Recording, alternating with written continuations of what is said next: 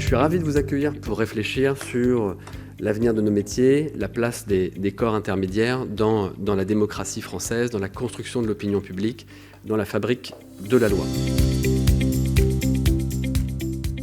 La première réponse que nous estimons pouvoir apporter collectivement, c'est d'œuvrer à un meilleur dialogue avec la représentation nationale, d'automatiser d'une certaine façon la consultation des associations professionnelles quand cela concerne leur secteur d'activité.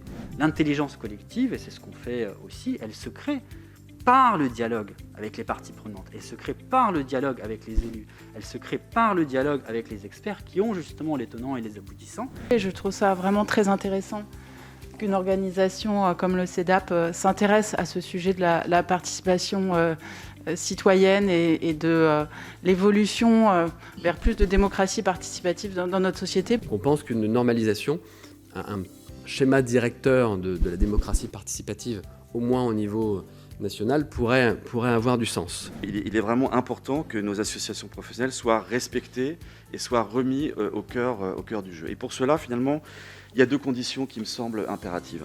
Refuser finalement cet affaiblissement insidieux depuis de nombreuses années, redonner une place digne de ce nom aux associations et aux syndicats professionnels, avec un nouveau cadre d'action pour mieux interagir avec les pouvoirs publics et les Français. Tout d'abord, pourquoi ce colloque ? Pourquoi cette conférence ? Pourquoi cette réflexion ? Donc, première raison pour ce colloque, c'est ce sentiment d'être délaissé dans la décision publique. 81% des Français jugent qu'Emmanuel Macron n'est toujours pas à l'écoute des corps intermédiaires. La France est un pays de villes moyennes, encore largement rurales, de petites villes.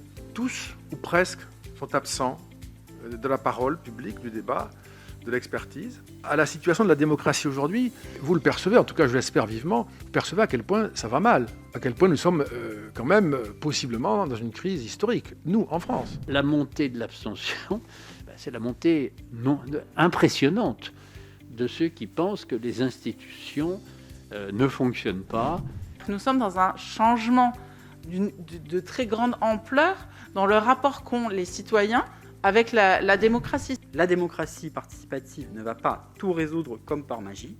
Elle ne doit pas non plus remplacer la démocratie représentative, ou les associations, ou les ONG. Ce que peut apporter comme contribution à la compréhension générale, à la décision collective, au civisme, la démocratie participative, c'est nécessairement dans un système politique qui déjà lui-même s'appuie comme il le faut sur les instances qui existent. Ce qui pose naturellement la question de la place et le rôle des organisations professionnelles.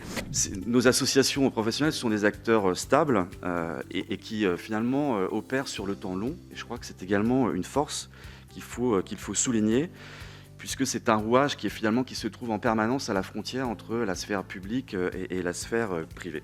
Donc ce sont des structures qui sont démocratiques, ce sont des structures qui sont transparentes, leurs comptes sont contrôlés, leurs actions d'influence sont déclarées à la haute autorité. Ce sont des structures qui sont légitimes et crédibles. Et puis enfin, ce sont des structures qui sont porteuses d'un intérêt collectif et partagé. Alors,